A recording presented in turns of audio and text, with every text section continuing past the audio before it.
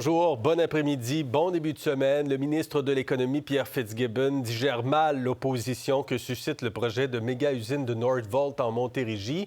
Dans une lettre ouverte publiée ce matin dans la presse, le ministre affirme que les environnementalistes se trompent de cible lorsqu'ils s'en prennent à la filière batterie, qui est un secteur vital pour la transition énergétique. On va en discuter aujourd'hui avec Jacinthe Ève, Rodolphe et Jacques, que je salue. Bonjour à vous trois. Bonjour Gérald. Bonjour Gérald. Bon après-midi. Et si vous avez des commentaires à la maison, zoneinfo@radiocanada.ca.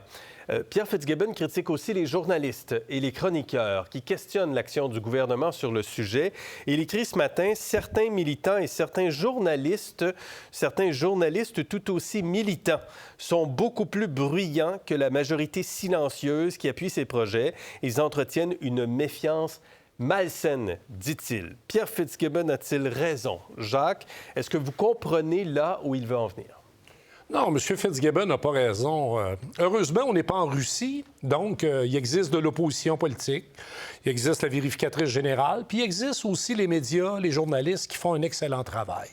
Alors, quand on fait de la politique, il faut comprendre qu'on gère les affaires de l'État, donc on n'est pas dans une multinationale privée. Si on veut gérer là, de haut en bas, sans considération, que ce soit pour l'opinion publique ou bien, on travaille dans le secteur privé, puis on s'en va dans une entreprise. Quand on gère les affaires de l'État, il faut accepter que des journalistes font des enquêtes et que quand on contourne des règles surtout, puis en passant, moi, Northvolt, j'ai appuyé, je continue à penser que c'est une bonne idée de s'inscrire dans le virage de la batterie, mais en même temps, il faut s'attendre aussi à ce que des oppositions se manifestent et il faut apprendre à vivre avec ça. Est-ce que vous comprenez, Jacinthe Ève, là où va le ministre Fitzgibbon?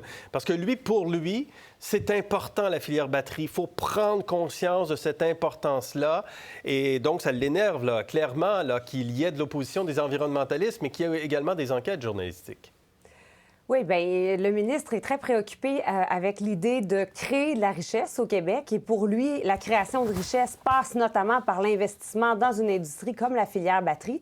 Cependant, il oublie que ce projet-là est arrivé par surprise et les Québécois et les journalistes, les chroniqueurs ont été surpris avec cette annonce-là. Il n'y a pas eu... Le processus de réflexion n'a pas été mené de façon publique. Alors, les gens ont plusieurs questions et c'est ce à quoi permet d'avoir un bureau d'audience publique sur l'environnement. Ça permet d'ouvrir les questions, d'ouvrir les interrogations et de permettre de trouver les réponses. Mais le lieu, par exemple, de cette filière batterie, finalement, sur un site, sur un terrain où il y avait une usine de BPC, un terrain qui est hautement contaminé, en bordure de la rivière Richelieu, qui se jette dans le fleuve Saint-Laurent, c'est sûr que ça crée toutes sortes de questionnements. Ouais. Quand on dit qu'on va créer des emplois à haute valeur ajoutée ou des emplois bien rémunérés, on est aussi en droit de se demander est-ce que c'est vraiment de la création d'emplois ou c'est du déplacement d'emplois parce qu'on est quand même dans une zone où le taux de chômage est très bas. Donc, on va juste faire du déplacement d'emplois. Donc, il y a toutes sortes de questions comme ça. Et bon, bien sûr, là, okay. Ça heurte M. Fitzgibbon. Oui. Rodolphe, qu'est-ce que vous en pensez de votre côté? Bien, écoutez, il faut le voir de façon plus globale. Le gouvernement Legault, depuis le troisième lien, a un déficit de crédibilité. Juste parce qu'il y avait des études, il n'y avait pas d'études, je change d'avis, etc. Donc, il faut déjà partir avec cette prémisse. C'est normal qu'on questionne un projet. Moi, je suis pour ce projet. Je pense, j'ai envie d'y croire. C'est depuis le début, je dis que j'ai envie d'y croire. Mais c'est au gouvernement de l'expliquer. C'est au gouvernement de montrer patte blanche. C'est au gouvernement de vraiment montrer les chiffres. Et encore une fois, je sais que je prêche pour ma paroisse, mais si on avait un directeur parlementaire du budget à Québec qui offrirait une évaluation indépendante, ça nous aiderait. Et si le gouvernement n'avait pas changé le règlement concernant le niveau pour le BAP et qu'ils avaient fait un BAP, ça aurait aidé également. Je suis tout à fait d'accord qu'il y a certains environnementalistes qui montent ça en épingle concernant parce que les milieux humides et tout ça. On ne faut pas oublier que c'est un projet environnemental. Donc, on ne va pas s'amuser à se battre sur l'environnement, sur un projet environnemental qui va aider à la réduction des gaz à effet de serre.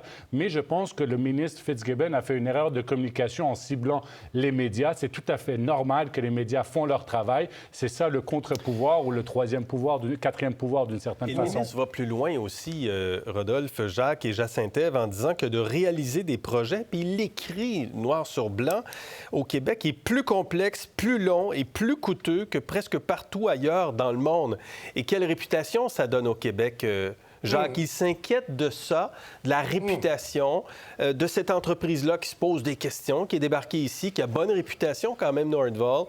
Est-ce qu'il a raison de poser ces questions-là? Ouais, c'est vrai qu'on peut avoir l'impression parfois qu'on est dans le syndrome du pas dans ma cour. Là. On a vécu ça avec le REM dans l'est de Montréal. Sur la rive sud, la même chose. Donc, aussitôt qu'il y a un projet un peu structurant, qui a des conséquences sur l'environnement général, que ce soit les conditions d'habitation ou les conditions environnementales, on peut être plus sensible, mais en même temps, c'est pas nécessairement de mauvaises nouvelles. Moi, qui est de l'opposition, je pense qu'on est en démocratie, les gens peuvent faire valoir leur point de vue.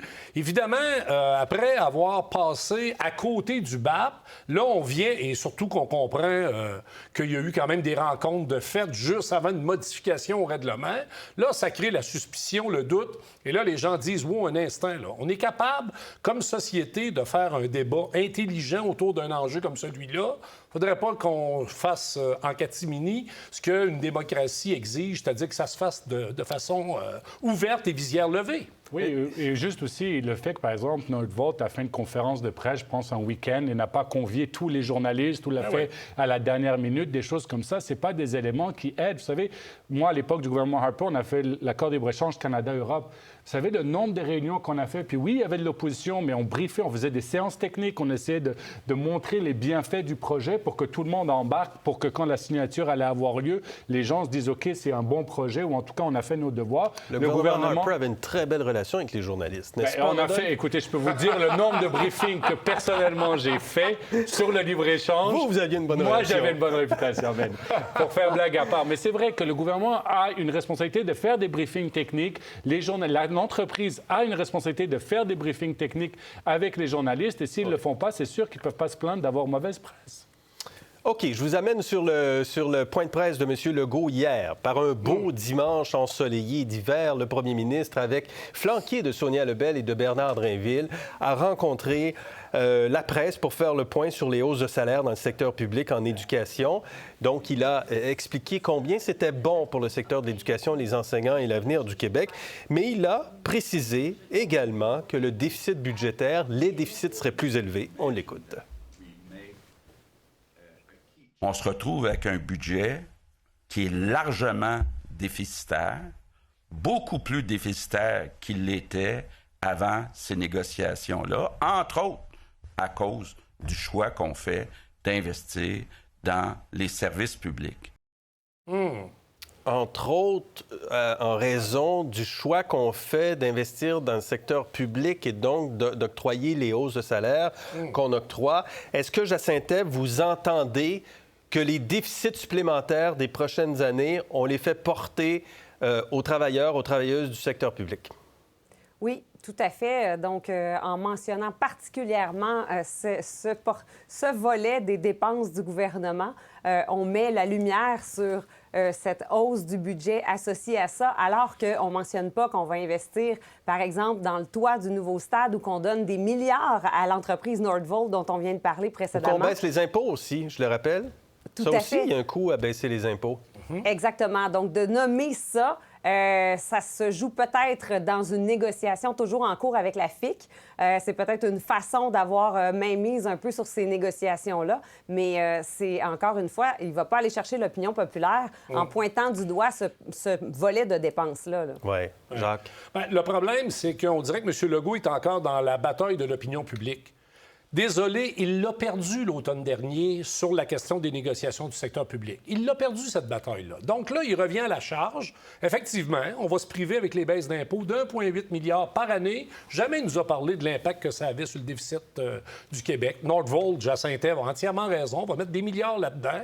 Alors là, quand il s'agit de l'éducation, la santé, les travailleurs et les travailleuses du secteur public, là, c'est plus un investissement, c'est une dépense, avec les conséquences que ça a sur le plan financier de l'atteinte de l'équilibre budgétaire. Donc, moi, j'ai trouvé ça extrêmement malhabile de sa part parce qu'en plus, j'avais l'impression que et M. Drainville et Mme Lebel ne jouaient pas du tout dans le même film, là. M. Drainville s'en allait vanter les mérites de l'entente négociée avec les syndicats. 5 000 postes à temps complet, 4 000 personnes pour venir faire... Donc, il y a quand même du bon, là, au niveau sectoriel, même si c'est passé serré. On va y revenir. Allons-y tout de suite, puisqu'on voit les tableaux. La création de 5 000 postes d'enseignants à temps plein, 4 000 postes d'aide à la classe, plus de ressources pour les classes avec des élèves en difficulté d'apprentissage. Pour voir nos émissions en entier, rendez-vous sur la chaîne Ici RDI.